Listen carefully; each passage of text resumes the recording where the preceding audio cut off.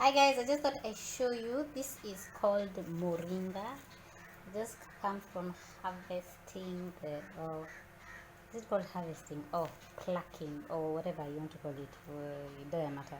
So now I just want to dry them and then I crush them. So this is the amount. I actually have taken quite an amount.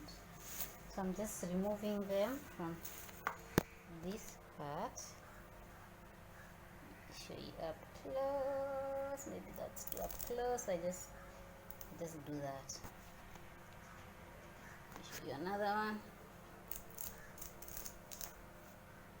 Just do that and I dry them in the dehydrator. There's another option where you can take them in their stem like this and then you hang them somewhere away from the sun and it dries naturally, and then you can just take a grinder or a food processor, crush them as far as they can go, then you take the grinder and then you make them even finer. I thought I shared that because me, I have a food processor and I'm in a hurry. I do the food processor, dehydrator. I'm in a hurry, so I do that.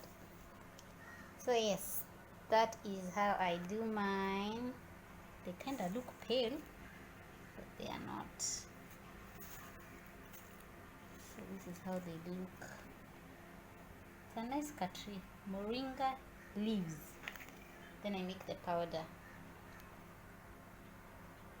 Okay, thanks for watching. Subscribe for more videos like this, and yeah, bye.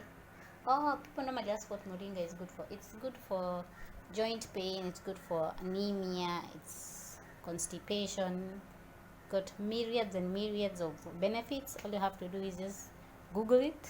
This one I'm not telling you what the benefits are. I want you to Google it, and yeah, that's it.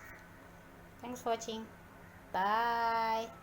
Subscribe and click the bell icon to get more notification if this is your first time. Bye guys. This is a dried moringa, so I put them in the food processor and it can turn into a powder, but it won't be very fine since it's the food processor. Or is it my food processor that's powerful? Some power thing. So yes, would process it and then I show you how it's going to look, and then I'll later on